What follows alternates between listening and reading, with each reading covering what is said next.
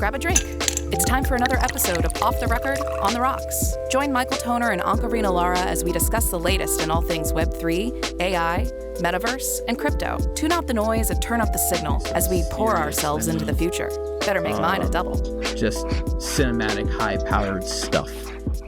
You know, it's the same company, I think, that makes the robots for Teslas, but I can fill you up on, I can tell you all the details of this thing. I mean, he wants me to, we're going to try to find some overlap with clients, anyone who needs to film television stuff, and see if I can't make some movie magic, some cinematic movie magic happen using Unreal Engine, 3D assets, new technology in the spatial studio. Audio, spatial video, you name it. I mean, are these guys steering into, so this is like the beginnings of really I guess the second bang would be the South by Southwest for real, which is coming up in Austin. You kind of got in there a little bit early on the preview. Are you planning on heading back? Because on the heels of CES and all the interesting announcements, I'm wondering, like, what sort of stuff are you hearing? What threads are carrying through CES announcement to actual studio production? And then what gets you to go back to South by? Because maybe we should be meeting at South by. That should be our target. No, absolutely. So that is the plan right now. With scouting out some locations potentially for an activation, like a private event. And now it's really about seeing if I can't. What I told Clint and the team is, like, I don't want to do it unless it's never been done before. Like, like whatever's got to show up in Austin in order to have a story around the use of this camera rig, the use of this LED wall, the use of Unreal Engine, camera tracking, nerfs, Gaussian splats, all the things that we can do with and building for. And we've got so much to get into, but yes, Apple Vision Pro, I think South by Southwest will undoubtedly be a showcase of XR technologies, even if it's done through film and television, to show what is possible. It's almost like film and TV is going to get the first run. And on the airplane, dude, I watched the creator. From 30,000 feet as I flew to Austin to look at cinematic robots. And so now you see that now the whole picture is coming full circle, right? Because they're able to shoot that movie using a lot of those tricks you just said. And for our audience, talking about things like Gaussian splats, the parallax techniques, the keystoning with short throw, how you can turn a tiny room, 10 by 20, 10 by 15, into wherever in the world you would like to go, assuming that you have that spatial video data for it. The creator is actually a great example of that. The special effects in that movie, you guys test, pretty impressive. The storyline not maybe being so perfect, you're having some issues of continuity, but when you actually see it in action, that's the level. I mean, they're just showing you the level. I also recently saw Godzilla -1. If you want to see another example, it's coming out of Japanese studios that are using these new techniques, blending, like Godzilla -1 is using a 1970s saturated film look to it. So it kind of calls back to that original Godzilla look and feel, and the depth of field, the intimacy of the short, tight shots, and then the shock of the background and the scale of this creature coming out of the ocean and just laying waste to everything in its path.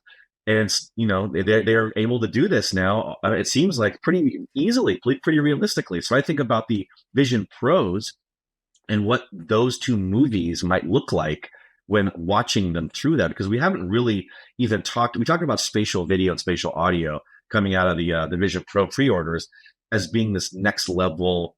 I don't know if it's not a parlor trick. It really is the next level leap for Apple, right? They've been teasing spatial video for a while. We have this idea of what it looks like to see video, and what people say is quote unquote kind of like 3D. But what is it? That's like, you and your kids playing in the backyard. What does it look like when Godzilla comes looking through the window? Or what does it look like when, the creator's AI comes flying down from Nomad at high speed towards your house? That's the question I ask you. You've been in the studios now in Austin. So when you think about where these guys you've been working with are going to take Vision Pro assets, where they want to move video into your AR experience, like what kind of things are they thinking about? Probably not just moving a great film from the Hollywood theater into your goggles, but like, can you say anything, or is it all still kind of hush hush? Honestly, what's really crazy is for the first time, I have felt so unhinged for the last 6 to 8 months to be able to share everything that it's one of those moments where I'm like, yeah, I don't want to give it all away on the show. Like, I mean, it is the culmination of everything we have been talking about in terms of generative AI, think product configuration, think, NFT projects, roughly collections of 10 to 20,000 unique objects. Think about that same kind of methodology applied to video production and product placement and programmatic advertising. And it's really, really big stuff. So yeah, I don't want to give it all away, but I think that's enough of a teaser. We're right in line with, and honestly, I hope the guys are listening to the show. I was promoting and talking about the only way that I am able to walk into this studio and effectively explain what the content creation pipeline needs to be in order to solve this generative AI for brands and do it in such a way where brands can have provenance and ownership over the content that they're going to be producing and using to advertise. And what do marketers want to know? They want to know which thing was effective, right? Which recipe got you to take action. And I won't go down the cookieless advertising world, but there's going to be new technologies. There's going to be new mechanisms to do that. And I think the smartest advertisers and the smartest creative houses, those that are closest to creating content, are going to be and continue to be valuable assets, even in a generative AI world. I heard this, I'll coin it here, but on-chain is going to be the new online. All right, I'll take that one. I'm gonna write this one down. Actually, on-chain is the new online. You heard it here first. Maybe to give a little context to our audience, just about like a history lesson, because this is not something that when I say this, when you're just describing, we are hinting around at it. We don't want to spoil too much, but what we're sort of suggesting is that as technologies evolve, as the world went from offline to online, somewhere around the mid to late 90s, and then really into the 2000s for the mainstream. New technologies were created and new opportunities were allowed and afforded to brands and to brand advertisers and to agencies. And then there was a rise of digital agencies, and there was a rise of traditional agencies who morphed into digital and had a split view of the world. And there was all these different interests trying to create their niche, their story as to how to explain the safe on-ramp for a brand to then go online. And then, of course, we've seen this over many phases, from just traditional, let's run an advertising piece near this text on this review of a product on the internet, to, wow, now the end users can write reviews. There's user reviews. I can go to Yelp and I can tell the people about the restaurant that I like or don't like and put up images. And then it moves on to social media. Now I'm in the restaurant, I'm taking pictures of myself and the food, and how do advertisers play in this space. I remember 25 years ago, when I was still working at GameSpot, when the words that were spoken out of everyone's mouth, every turn in every hallway, was in-game advertising. How do we solve putting ads in video games that are dynamic, that are relevant, that are, not just the usual KFC bucket on the side of the, road as you drive the car in the race. It's always there and never changes. And guess what? Half the audience doesn't even like KFC and hasn't even tried it. And we're stuck with that in the game. And then we moved to a place where they said it will be dynamic. We'll be able to figure out where you are in the world. And gosh, now when you play Madden and we know that you're in Florida and you're playing the Dolphins, well, the dynamic screens that go on during the halftime are going to show maybe stores and businesses that you've heard of, because that would make sense. That's how football games work. But it really, after 25 years, never advanced beyond that. They couldn't move the ball down the field. So now here we are in 2024, 2025, and we're about to strap on the VisionPros, if you can even get one, by the way. Buddy of mine and I together went in and pre-ordered one. You still have, like, the queue is like, I don't even know what.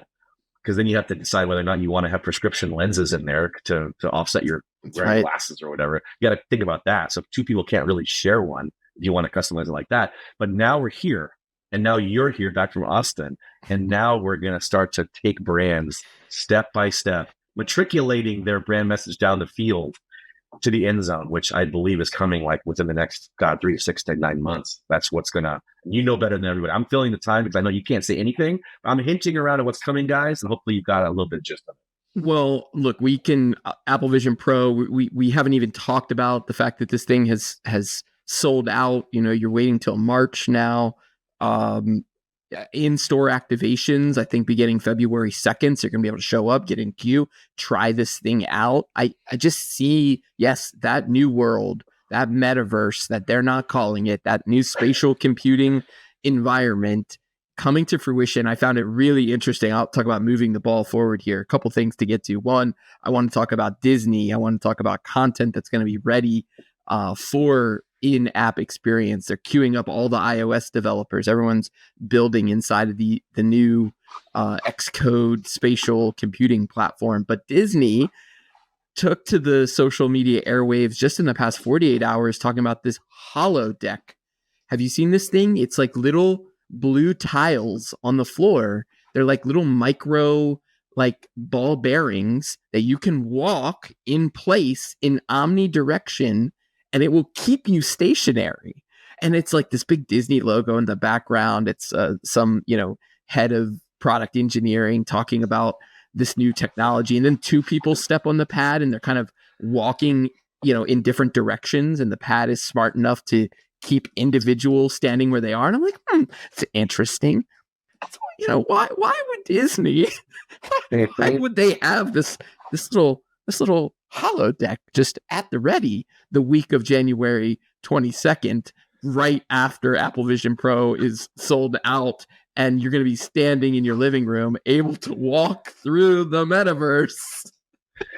I mean, the holodeck, that's an interesting one because if you remember, Microsoft had a product. This is going back now, I want to say almost 10 years. Well, they're calling it HoloTile, but it isn't. I know exactly where you're going with this. Yes. The HoloLens, I believe it was called. Yes. Right. And so this is called HoloTile, but this is basically that style where via some kind of a display projection, right, on the floor, that you are now interacting or stepping on control, if you will. Because the Sony Metreon, way back in the day, Yerba Buena Gardens, San Francisco, which we're trying to establish itself as like some Silicon Valley mecca. If you've never been to the Sony Metreon, it's right off the main square downtown. It's a huge like megaplex that features all these Sony theaters, these huge IMAX theaters. But they had all these interactive areas in their innovation walk, as they called it. And one of them was something I think similar to what you said just described. Early days, not wearing anything, no wearable, no nothing, but stepping on interactive tiles on the ground in a real space. And then the advancement of that would be, well, now we step on the tiles, but now the holo, I guess, deck, or what I used to know as the HoloLens, then creates more interactivity, almost like the Nintendo 3DS. Yeah. You remember when you used to look through that little device and it would sort of show you Bowser's castle rise up on your kitchen table. You can walk all around and almost like either, defend the castle, or in some like, asynchronous games, you're playing like a 3D Monopoly where you're like even reaching out and kind of moving your piece and it sort of jumps along. There's been a variety of these kinds of deck, lens, tile plays for the last decade. So tell me what makes Disney tiles the new.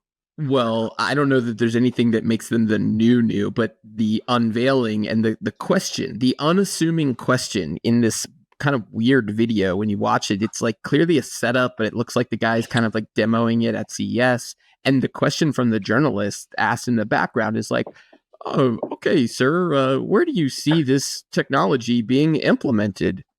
Like, where do you see this being used?" Wow, what a fastball. Right. And he doesn't answer the question, honestly. He says, "Oh, well, we invented it. We don't really know. It's one of these new things." And it's like, why else would Disney have this unless they wanted to create shared experiences? I actually think the moment that they put two people on the pad, and I immediately realized that I could have 2, 10, 50, 100, maybe 1,000 people in a shared space, putting on a headset and having this shared experience, even if they actually were in the same room or not. But Disney's in the business of theme parks and IP, and of course they're going to want a physical hardware thing that still enables this new spatial computing environment. But what if we, put this throughout our entire park, and the park came to you? You still had to get a ticket to walk in the park, but then everything else. You don't walk in the park walks into your living room, right? But is that one more thing, interestingly, a hedge, if you will, against their integration with Apple and the VisionPro? Or do you think that the VisionPro and the HoloTiles, or they're called HOLO tiles, is that right? Yes. HoloTiles, do those interface in any way, shape, or form? Like, is there a combination where if you have the two at the same time, does there just become a rip in the space-time continuum and the metaverse just comes shooting through your windows, knocks you off your couch? Is it too much? Is it like crossing the streams in Ghostbusters? I love that you said the one more thing piece of it, because we never really got one of those. And this was clearly like well timed. And we know there's, deep partnerships there between Apple and Disney. So it will be interesting to see if we get to these in-store activations and that thing's just there. You know how like Microsoft used to set up in the hallway of the mall and you could try on the original Microsoft, what was their headset called? That's bad. I can't even remember. It wasn't the HoloLens? Was it the HoloLens? Is that what they were marketing? That's the only one at Microsoft that I ever saw or knew of, was the HoloLens. You should look it up, because who knows? There were a lot of attempts at it, but my memory is that Microsoft had a HoloLens as early as 2014, 15, because I was up there visiting advertising agencies, and they were all being steered hard into the various Microsoft brands. So like, well, how is the digital agency going to respond, and integrate advertising opportunities with this new technology? And we sat through a whole presentation, I want to say at Possible Worldwide, before Wonderman acquired them. Yeah, that would have been back in like 14, 15. Yeah, it may have been. I can picture. I mean, I'm familiar with the HoloLens, but at some reason I can't picture what I'm remembering. But just imagine if in these in-store activations, there is, maybe a surprise when you walk on this thing that you're kind of demoing two products at the same time. Yeah, that's interesting. That would be interesting. But I think it will be. It is going to be a super fast-paced entrance here into the initial deliveries of these things. The developers are queued up. The brands are queued up. The content marketing is coming to be able to explain to the mass market the types of experiences that consumers are going to be able to have inside of this new world. The things you're going to be able to do are going to want to show you. They're going to want to talk to you about it. It does create an interesting foil, if nothing else, because as all these new technologies start, I mean, if we're seeing a repeat of what happened, let's say with Apple and the iPhone, is that everyone was trying to figure out what the iPhone was going to be, what the new thing was going to be. When it came out, and this is again, we're going back to 2010, and then time passes as the apps and the uses of the iPhone really were something probably maybe more pedestrian, like than say today's more advanced uses when it first came out. So then there's an opportunity for all these other smartphone manufacturers, these competitors, to create devices to compete with the Apple iPhone. And surprise, surprise, and something that I actually said a long time ago at CES, which is as soon as the format is something that succeeds, which the iPhone's going to be one bar of soap shaped touchscreen type thing, well, everyone's going to follow. Right? Until there's a new or better way, everyone's going to follow. And where are we today, 15 years later? It turns out there is no better or new way. The Samsung kind of like flipping open flat things notwithstanding, ultimately the UI is always just a rectangular touchscreen. And everyone chased it. And now we're at a point where, for the first 5, 6, 7, 8 years, maybe you could argue the apps existed in parity. Like it was like, well, I can get Instagram over here, I can get Instagram over here, I can do this, I can do this. I don't see really the difference or the reason why I need this iPhone versus the other devices that are similar. And then you start to realize the ecosystem and the way that it connects to everything. So I think right now there's a so similar analog of timing, which is Okay, everyone knows the VisionPro is coming. What did all the companies do? Literally every single one of them after the VisionPro big announcement this last June was the Wanderlust. Remember? It was like what they called it, like explore new worlds. And what did everybody do? Everyone announces, guys, they didn't quite say it, like, we're going back to the drawing board, but they basically said, guys, we're pulling everything back. We're changing all of our deliverable targets. This is everybody from Google to Samsung partnership to Microsoft. Everyone like, you know what? Let's just rethink this thing. These guys have a pretty cool idea. So let's try to maybe just copy enough of it so that as the early adopters in that window that we know, that could be 1, 2, 3, 4, 5 years even. If we're at $3,500 a headset now, gosh, if Microsoft can release some tiles, or if Disney can, or if Google can, or Samsung, and it's what, I don't know, half the price? You pick a number less than 3,500, you can make an argument to say, gosh, all of these apps are kind of similar right now. We're coming out of the gate, right? What do we have? Well, we got Beat Saber. Okay. What else do we got? Well, we got this thing where you explore the forest and chase the kittens. Okay. We got all these, we got all these things that are going to be kind of the automatic default, not killer apps, but first apps that these kinds of new AR, VR things are going to use. They're pumping Fruit Ninjas. That's what we're literally playing that at Dave and Buster's on like the giant LED wall and think that's still cool. So now some amount of time is going to pass, and then people are going to go, oh, it's the ecosystem, it's the developer, it's the tools, it's the software. It's Michael Toner going to meet guys in clandestine warehouses in Austin, talking about new ways of creating blank, and then showing it to you in a way that is so impressive that it blows your mind. But between now and then, there's an opportunity for literally every one of these guys to flood the market with competing headsets, creating a market, creating a way for consumers to choose. And then we'll see the same thing happen like the iPhone. These things kind of move on. Then people realize, oh, wait a second. When I have my iPhone and I have my Apple Watch and I have my Vision Pro and I'm in the new worlds and I'm able to tell Siri, I want to render and instantiate this code and do this, this, and this. And then it becomes live in some version of my iCloud so my whole family can explore it together. And, I just blah, blah, blah. Now you start to realize, oh, wow. I get now why the world that I just instantiated is so powerful, because I'm able to just share it with everybody around me who has a similar sort of software and hardware combination. So yeah, I think like this is a really fun period where you're going to see all these amazing stories hit of really cool stuff. But like, will Disney tiles exist in 5 years? I don't know. I mean, will any of the HoloLens make a return? Maybe for a couple of years. I don't know. I just sort of feel like VisionPro is already so far ahead. The moat that they're digging from the gate of their castle is so wide. It's going to take a true crusader to even come close to battling that rampart. Moat from the castle, and I'm just picturing this one more thing with Bob Iger. We cannot rule it out. Disney put out news about their IP, Disney Plus, going to be available day one. There's just so much there. Even when you just said they're digging this moat around their castle, I'm like, yes, you need the content to put in it. I don't know, man. We got to get to a couple of other things and the next two, or we can tell me what else you've got on tap here. But I wanna talk about the IRS and the late night press release about the filing requirements and disclosures for crypto trading of digital assets. That's a dirty one. And just what's going on with this ETF. Everyone's things are shaking out this week. The narrative's a little messy. I don't know if you turned on Bloomberg, but they're like, Bitcoin drops below 40K. Is this the end of it? It's already like the FUD is coming out. And we know that these guys are putting billions in the first week into the market. The blockchain don't lie. The ETFs don't lie either. They're pouring money into them.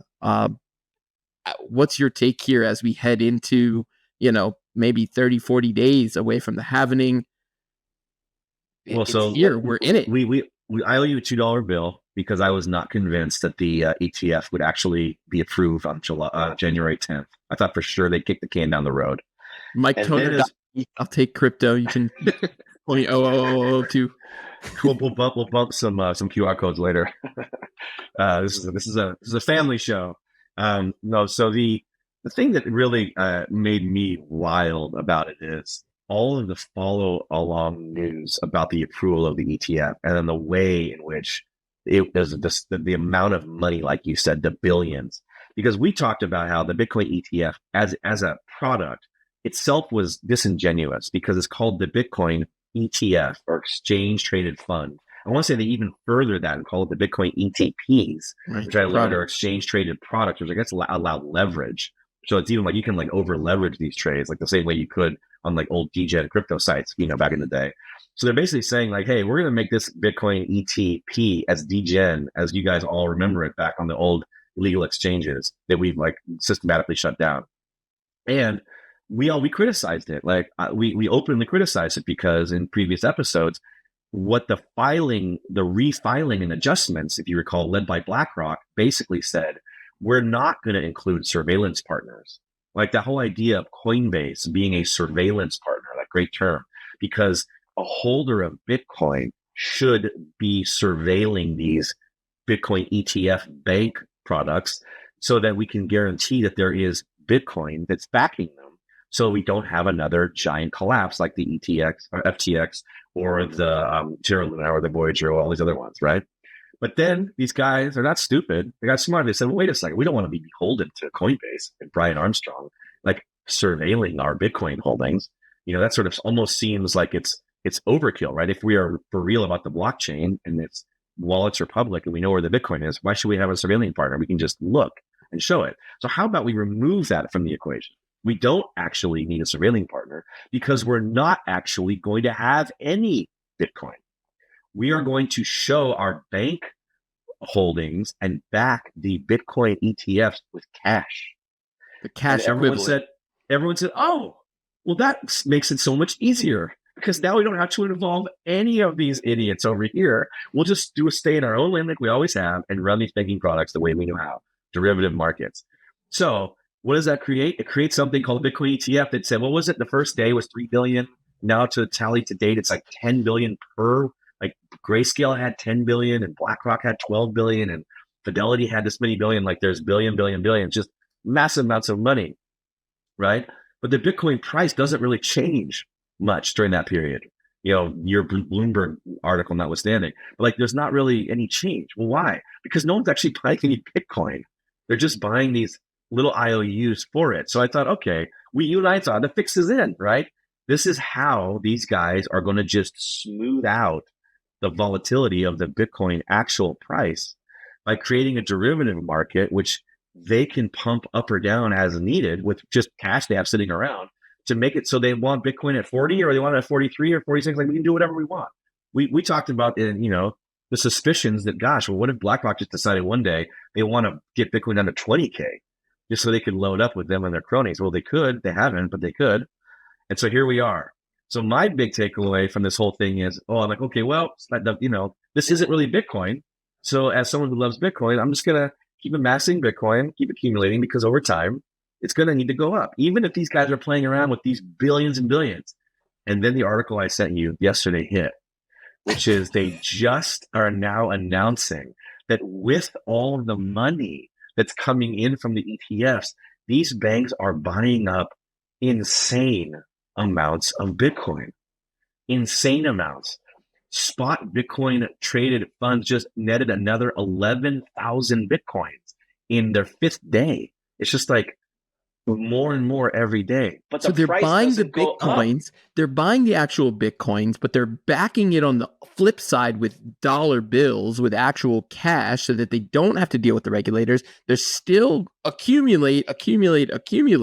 And we just have to bring this to the IRS.gov newsroom announcement on January 16th, 2020. Do not have to report certain transactions involving digital assets until regulations are issued. I mean, come on. The Infrastructure Investment and Job Acts revise the rules that require taxpayers that are engaged in a trade or business to report receiving cash of more than $10,000 by considering digital assets to be cash. But they are saying they're allowing new provisions to issue regulations before it goes in effect. This is wild to me. They basically had to clarify that this does not deal with digital assets. We're still working on that, is how I read this. It's like, hold on, guys. We're going to need a little bit of more time. We see what you guys are doing. You're backing it with cash. So now we're going to need to figure out another way. And I don't know if you're still following Eleanor. This is like 3 episodes in a row. I'm giving her a shout out, but Eleanor from Fox Business covering the SEC versus finance update, and the judge basically saying the world does not exist in a vacuum waiting for SEC regulation. Like basically saying this does not hold up. Y'all botched it. They figured out a way to do it. The market's going to market. And this is the IRS saying, oh, okay, well, we won't make you guys report it until we can get that regulation issued. Because otherwise, I don't know, they'd be issuing rules that they can't back up. Right. And that is the fix that is in, because they're saying, okay, we need to protect all of our friends. Who are our friends? Those 12 Bitcoin spot ETFs that just got approved that are generating an amazing amount of value to the American economy. Do you think it's more than 10,000? Because I mean, if as long as it's not more than 10,000, they don't have to report it. Well, what I'm saying is that they have this opportunity to just do this every day. Even if they have to make every transaction that they convert their cash to Bitcoin to be $9,999 between now and the end of this year, we know, because we read the IRS filings from a few months ago, that the IRS does not want to know about gains and losses. It's a blackout period between now and Jan 1, 2025. So why is it that these 10 companies, really the big 3, BlackRock, Grayscale, maybe Fidelity, are able to transact in the tens of billions of dollars in cash, creating these little IOUs for their retail and their institutional investors to say, you own some Bitcoin ETF, billions. And then we're like, well, obviously they don't care about Bitcoin, but surprise, they're actually buying large tranches of Bitcoin with that cash on these intervals.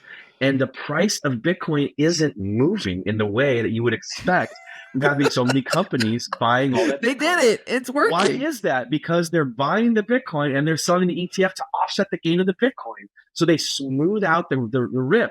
If these guys were buying billions in Bitcoin right now, like Michael Saylor, it would be ripping. Everyone's waiting. When Michael Saylor comes and buys 500 million in Bitcoin, the price jumps to 60,000. But gosh, when BlackRock comes and buys another, to 11,000 Bitcoin just on Wednesday, nothing, just like, boop, and then back down again, because we can just sell out of one side of the house this way, see how much we have here, and then sell into the other house this way, and keep everything just where we want it, right around the 40s, whatever. Because wouldn't that be interesting if the volatility of Bitcoin got nice and smooth all the way to the end of this year, and then next year when it becomes really tax punitive for someone like me to sell a Bitcoin for $100,000 because all of a sudden now it's outside of the quiet period. I mean, it really does feel like, yeah, everyone, you can keep your Bitcoin, but we're going to tell you how much it's worth forever.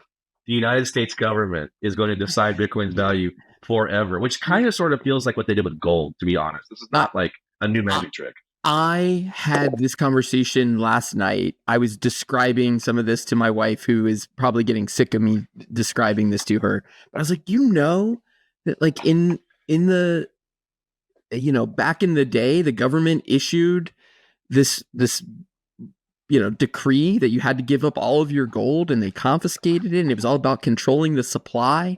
And now I'm wondering, with Elizabeth Warren out there talking about you're not allowed to have your hardware wallet, is Bitcoin infiltrating mainstream banking, or is mainstream banking infiltrating Bitcoin? I mean, that's the question here. That's a really interesting view of it. Yeah. Because I think even for a Bitcoin maxi, like you and I, we talk and we try to make a sense of a lot of the rules and the regulation and just what's happening in the market, and the way you just described selling out of both sides of the house. They're not obligated to go buy this BTC, but they're doing it just for funsies, because they don't have to report it until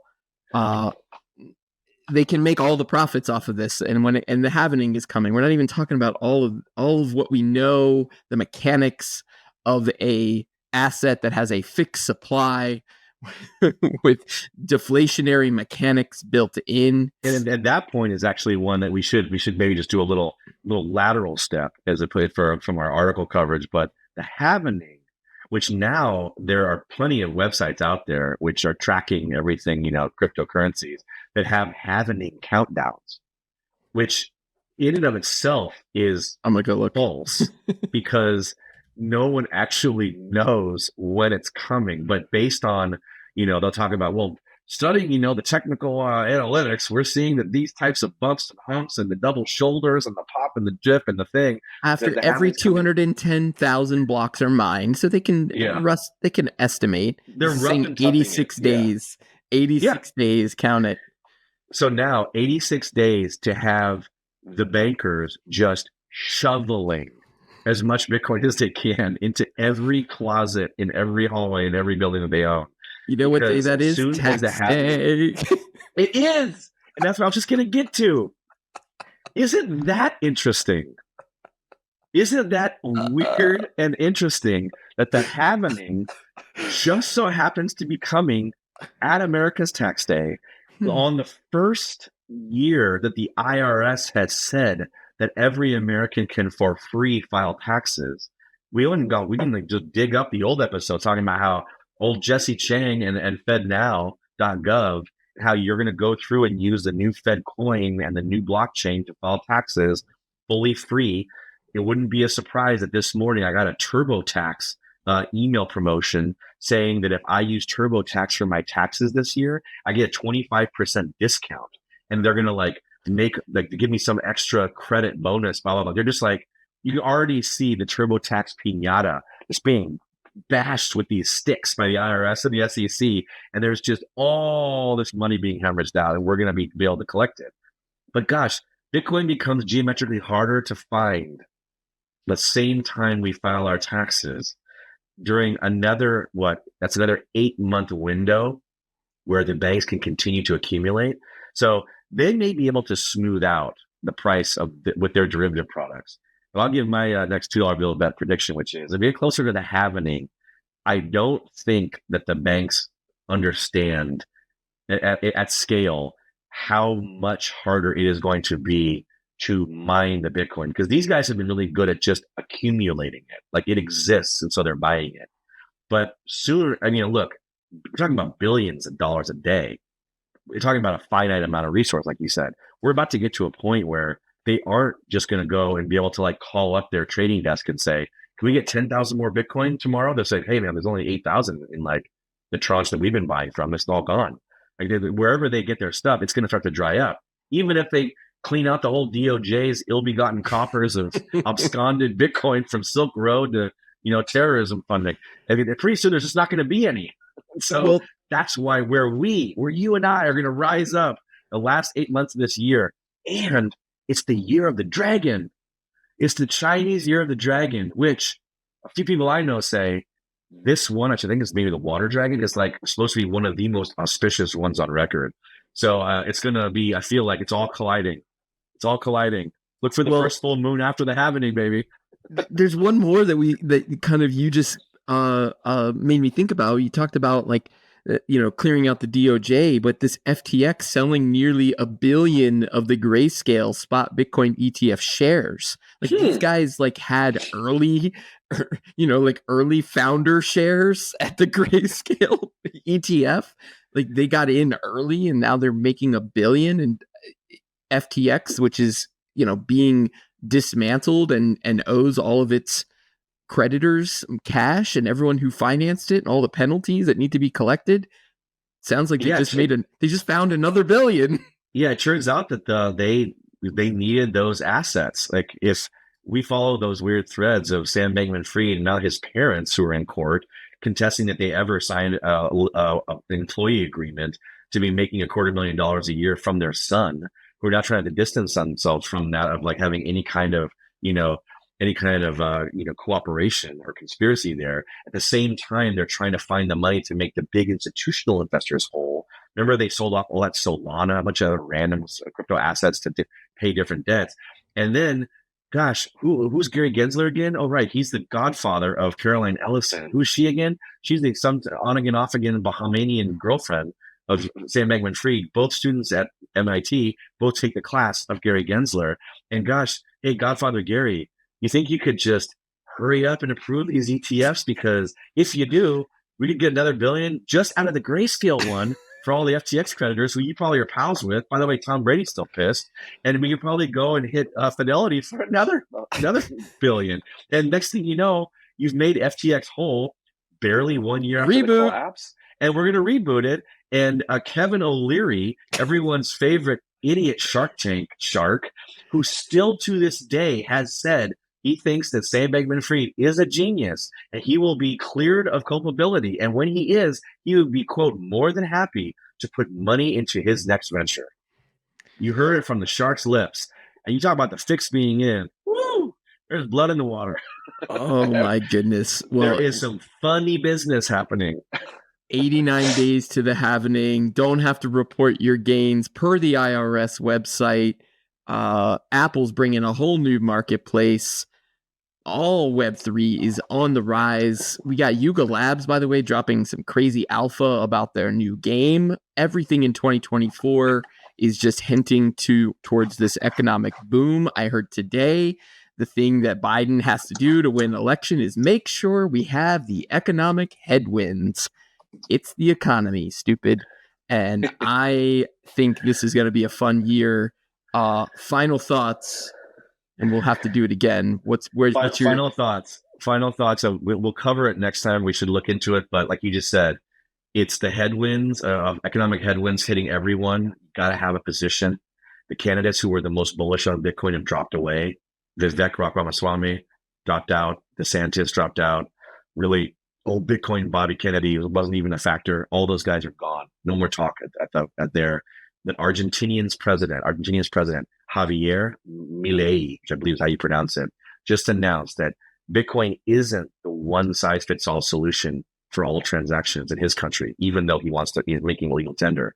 He says that there is a space for local and regional cryptocurrencies to be able to operate in a broader crypto economy. And if you think about that and those old city coin things, Miami coin and LA coin, the old idea that even these smaller coins in niche environments could let you buy an NFT, in niche environments let you buy a Dallas Mavericks jersey at the stadium, in a niche environment could become the transaction platform for a giant social network.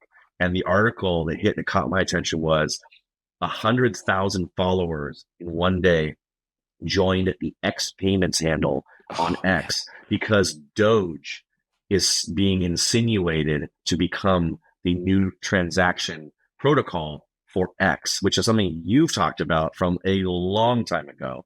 And I actually feel like we're going to start to see perhaps a crypto economy that's a little bit more diverse than the way the SEC would like to present it to us, being a Bitcoin ETF only. So I'm excited for all that.